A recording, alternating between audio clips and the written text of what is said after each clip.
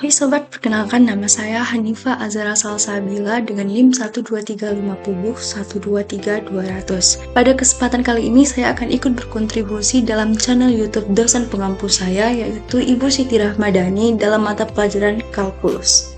Materi yang akan saya bawakan merupakan kelanjutan dari rekan saya sebelumnya, yakni mengenai limit kontinu bagian 2. Submateri yang akan saya bawakan yakni yang pertama, limit tak hingga dan limit di tak hingga, kemudian yang kedua, limit trigonometri. Baik, kita masuk ke materi pertama, yaitu limit tak hingga dan limit di tak hingga. Apa perbedaan kedua limit tersebut? Limit tak hingga, biasanya lim fx menuju c-nya itu hasilnya akan berbentuk min tak hingga atau plus tak hingga. Sedangkan limit di tak hingga itu lim fx di mana x menuju tak hingga. Dari sini akan terlihat perbedaan di antara kedua limit, di mana limit tak hingga hasilnya yang berupa tak hingga, sedangkan limit di tak hingga itu x-nya yang menuju tak hingga. Agar teman-teman lebih paham, kita akan masuk ke dalam contoh soal. Soal pertama yaitu contoh soal dari limit tak hingga. Diketahui lim x menuju 3 dari kanan, yakni dari 3 plus x dibagi 3 dikurang x. Karena limit fungsinya sudah sederhana, langkah yang berikutnya yang perlu kita lakukan adalah memasukkan nilai x ke dalam fungsi. Jadi 3 plus x kita ganti jadi 3 ditambah 3 dibagi 3 dikurang 3 sama dengan 6/0. Berarti tidak terdefinisi kak? Ya nggak gitu juga. Cara berikutnya harus kita lakukan adalah mencari nilai pangkat dari 0 itu sendiri. Apakah 0-nya itu pangkat positif atau negatif? Bagaimana caranya? Pertama kita bisa membuat suatu garis bilangan, kemudian kita lihat titiknya 3 dari kanan. Kisaran interval berarti antara 3 hingga 4. Di antara 3 dan 4 itu ada angka 3,1, 3,2 dan seterusnya. Jadi kita ambil angka yang mendekati 3 dari arah kanan. Di sini saya akan menggunakan 3,1. Lanjut, kita ganti nilai penyebut yang 0 atau x-nya itu dengan nilai 3,1. Jadinya 3 dikurang x, di mana 3 dikurang 3,1 sama dengan negatif 0,1. Di sana kita dapat 0 itu berpangkat negatif. Jadi 6 dibagi 0 berpangkat negatif sama dengan positif dibagi negatif, jadinya negatif tak hingga. Kita lanjut ke soal nomor 2. Lim x menuju 2 dari kiri dari 3 dibagi x kuadrat kurang 4. Hal pertama yang harus kita lakukan adalah memfaktorkan nilai x kuadrat dikurang 4 menjadi x ditambah 2 dikali x dikurang 2. Langkah berikutnya kita tinggal memasukkan nilai x 2 ke dalam faktor yang telah kita buat sebelumnya. Jadinya 3 dibagi 4 dikali 0. Dari 0 ini kita buat kembali garis bilangan. Jaraknya kan 2 dari kiri berarti kisaran interval 1 sampai dengan 2. Yang mendekati 2 dari kiri itu ada 1,9, 1,8 dan seterusnya. Kita ambil yang mendekati 2 yaitu di 1,9. Ubah nilai x yang 0 itu jadi 1,9. 1,9 dikurang 2 sama dengan minus 0,1. Jadi kita dapat 0 berpangkat negatif. Jadinya itu 3 dibagi 4 dikali 0 pangkat negatif. Positif dibagi positif dikali negatif. Hasilnya negatif tak hingga. Lanjut, kita lakukan hal yang sama dengan soal nomor 3, di mana lim x menuju 2 dari kanan, x tambah 1 dibagi x kuadrat dikurang 5x tambah 6. Kita faktorkan lagi x kuadrat kurang 5x tambah 6 nya. Jadinya x kurang 3 dikali x dikurang 2. Setelah itu kita masukkan lagi nilai x menuju 2 ke dalam fungsi.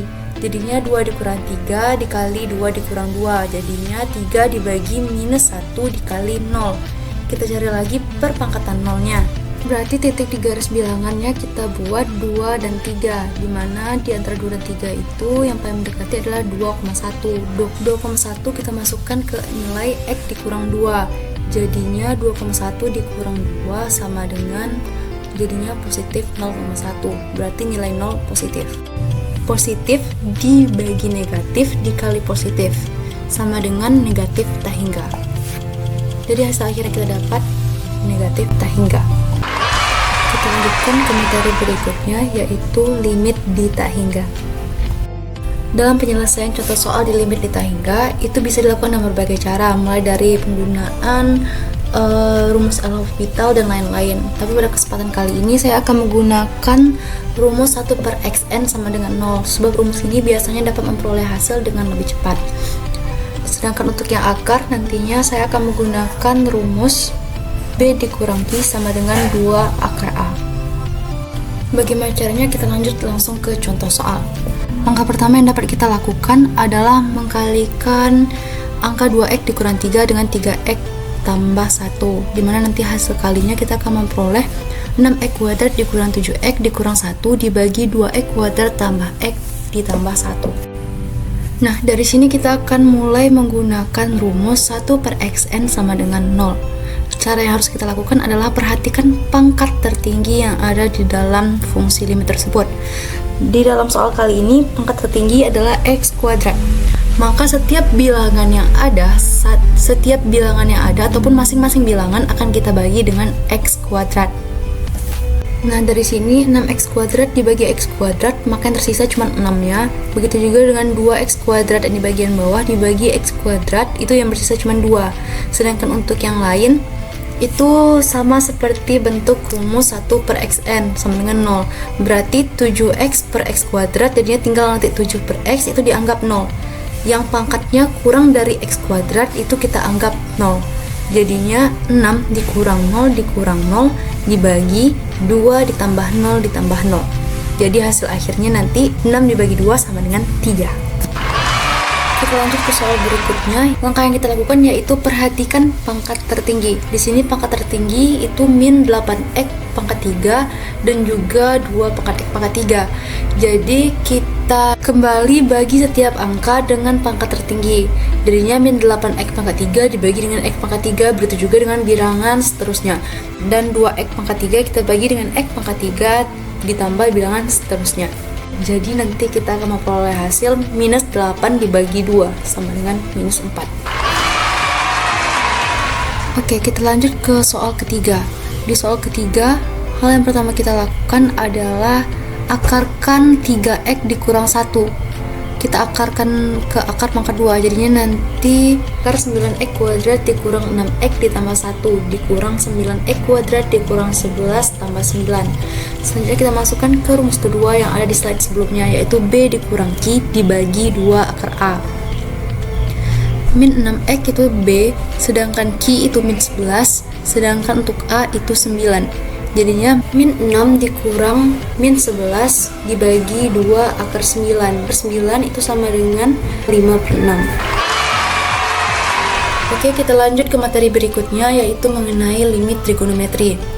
Di limit trigonometri kita akan menggunakan rumus dari fungsi apit, yaitu lim cos x sama dengan 1, lim sin x per x sama dengan 1, dan lim tan x sama dengan 1. Dan untuk mempermurah dalam penyederhanaan trigonometrinya, teman-teman juga dapat melihat ataupun menghafal identitas trigonometri. Oke, kita lanjut ke soal pertama, yaitu lim x menuju 0, 2x dibagi sin 3x. Dimana nantinya sin 3x ini kita akan rubah bentuknya menjadi sin x per x sama dengan 1. Caranya yaitu kita cukup membagi sin 3x dengan dirinya sendiri, yaitu sin 3x dibagi 3x dikali 3x. Dimana jika sin 3x yang di bawah dengan yang di samping kita coret, hasilnya nanti tetap akan sama sin 3x. Setelah itu kita bisa membagi bilangan 2x dengan 3x, dimana x-nya itu akan hilang, x yang di atas dengan x yang di bawah. Sin 3x per 3x itu sama dengan bentuk rumus sin x per x yang sama dengan 1. Jadi dapat kita simpulkan hasilnya itu 2 dibagi 1 dikali 3. Hasilnya 2 per 3. Kita lanjut ke soal berikutnya. Lim x menuju 0 dari 3x tan x dibagi sin x. Kali ini kita akan menggunakan rumus persamaan atau identitas trigonometri, di mana tan x sama dengan sin x per cos x. Jadi 3x, tan x-nya kita ubah jadi sin x per cos x dibagi sin x.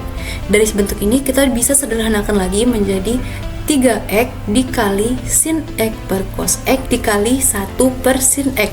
Sinnya sama, bisa kita coret, tinggal 3 dikali 1 per cos x.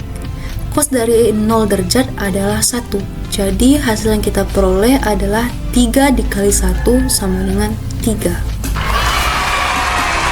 Baik, sekian penjelasan materi mengenai limit kontinu bagian 2 dari saya, Hanifah Azra Salsabila. Sampai jumpa di lain kesempatan.